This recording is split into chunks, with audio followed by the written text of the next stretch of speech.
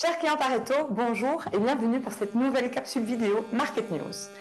Pour débriefer l'actualité économique et financière, j'ai le plaisir d'être accompagné de Bruno Dubus, qui est responsable de la stratégie d'investissement et gestionnaire chez Filet Capital, également professeur d'université à l'ICHEP. Bruno, bonjour. Bonjour, Merci de nous faire le plaisir d'être là. avec grand plaisir. Voilà. Alors, Bruno, première question. Nous sommes ici à la rentrée. On a pu assister à un rebond estival sur le marché d'actions, surtout au mois de juillet, alors que l'environnement économique reste assez incertain. À quoi peut-on l'attribuer? Alors, je crois qu'il y a deux raisons. Donc, la première chose qui est importante de dire, c'est qu'entre mi-juin et mi-août, les rebonds ont été relativement significatifs pour tous les marchés, mais surtout pour les marchés qui étaient sensibles au taux d'intérêt. Et donc, il y a eu deux facteurs importants qui ont joué. D'une part, des résultats trimestriels qui étaient meilleurs qu'attendus, ou en tout cas moins mauvais qu'attendus, et d'autre part, également une meilleure visibilité, mais qui n'a été que temporaire, sur le front des taux d'intérêt. C'est-à-dire qu'on a eu des messages relativement positifs en disant que la politique monétaire allait s'assouplir à un moment donné. Et puis, malheureusement, on s'est rendu compte depuis la mi-août qu'on a perdu une partie, pas la totalité, mais une grande partie des gains qu'on avait engendrés parce que, de nouveau, il y avait une invisibilité par rapport à l'activité économique et par rapport au taux d'intérêt, Très bien. surtout aux États-Unis. Ouais. Ouais. Euh, les analystes tablent de plus en plus sur une récession économique aussi bien en Europe qu'aux États-Unis. Dans ce contexte de croissance négative, que peut-on attendre en termes de rendement sur les marchés boursiers?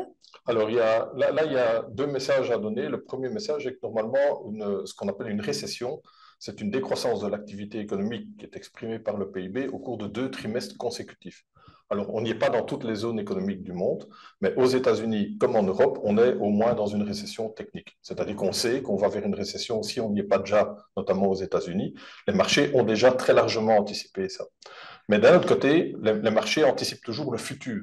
Et donc ici, aujourd'hui, on essaie de percevoir des signes, des indicateurs qui permettent d'estimer quand on pourra sortir de récession. Donc, il faut constater que les marchés baissent avant de rentrer en récession, pendant la récession économique, mais rebondissent déjà alors qu'on est toujours en décroissance de l'activité économique. Donc, c'est de nouveau l'anticipation. Et donc ici, les marchés attendent des signes prometteurs d'une sortie de récession qu'on n'a pas encore maintenant. Donc, pour le moment, les marchés restent extrêmement volatiles et en territoire négatif. Très bien. Vous avez parlé aussi des taux d'intérêt pour justifier cette accalmie sur les marchés en été. Les taux courts ont monté, les taux longs montent. Dans ce contexte-là, est-ce qu'on est mieux alors de se tourner vers les obligations? Alors, il faut de nouveau faire une différence. Du côté des États-Unis, la politique monétaire est déjà beaucoup plus avancée qu'en Europe. Et elle sera encore renforcée au cours des prochains jours et des prochaines semaines. Donc, aux États-Unis, ce qu'on peut remarquer, c'est que les taux, et c'est assez étrange, les taux sont relativement identiques, que ce soit à court terme, c'est-à-dire à 1 an, ou à 30 ans. Donc, en fait, la courbe des taux d'intérêt est relativement plate. Et donc, le conseil qu'on pourrait donner, c'est si on veut se repositionner dans le marché obligataire, c'est plutôt du côté américain et en restant très court dans les échéances. Pourquoi très court? Parce que ça ne sert à rien d'aller chercher du risque pour une rentabilité qui n'est pas supérieure à long terme, alors qu'on a le même taux d'intérêt à court terme. Par contre, en Europe, et particulièrement au sein de la zone euro, je crois qu'il est encore trop tôt pour rentrer dans le marché, parce que là, on n'est qu'au début d'une politique monétaire plus agressive. Et donc là, lorsque les taux d'intérêt montent, le cours des obligations baisse. Et donc, il est encore prématuré de rentrer aujourd'hui de manière significative dans le marché obligataire européen. Très bien, merci. Je crois que ça, c'est clair pour les actifs à privilégier. Au niveau des zones géographiques, pour le marché d'action, puisque vous avez dit pour le marché obligataire, on oublie l'Europe pour le moment. Est-ce qu'avec la guerre en Ukraine, la crise énergétique qui en découle, il vaudrait mieux aussi peut-être sous-pondérer les actions européennes? Oui, alors il y a de nouveau 4 grandes caractéristiques au niveau du marché américain. C'est que les Américains sont indépendants sur le plan énergétique, sont indépendants sur le plan alimentaire, sont relativement indépendants sur le plan technologique et sont de manière globale beaucoup plus indépendants aussi sur le plan politique. Et donc les États-Unis sont à favoriser pour le moment, même si les valorisations sont plus élevées.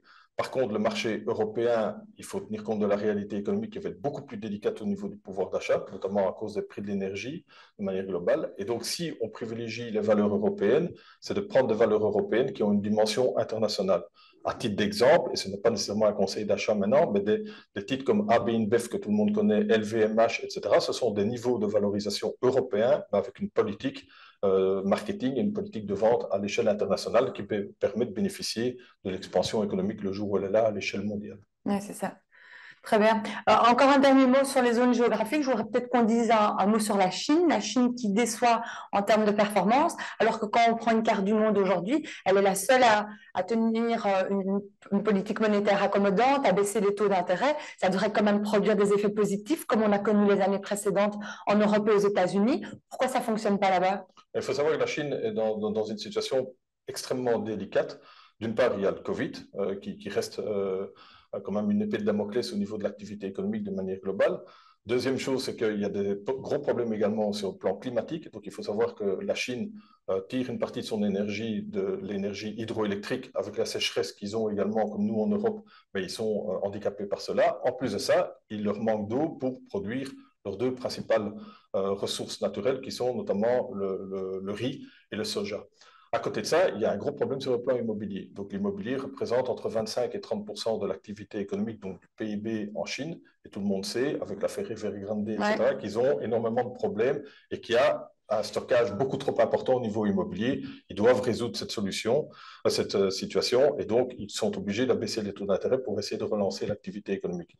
Et le tout, il y a évidemment une situation politique puisqu'il y a des élections à l'automne et que l'actuel et le futur président doivent montrer un bilan économique relativement bon ou porteur. Et donc il est obligé de mener une politique de taux d'intérêt à la baisse pour essayer de dynamiser ou en tout cas de maintenir l'activité économique en Chine.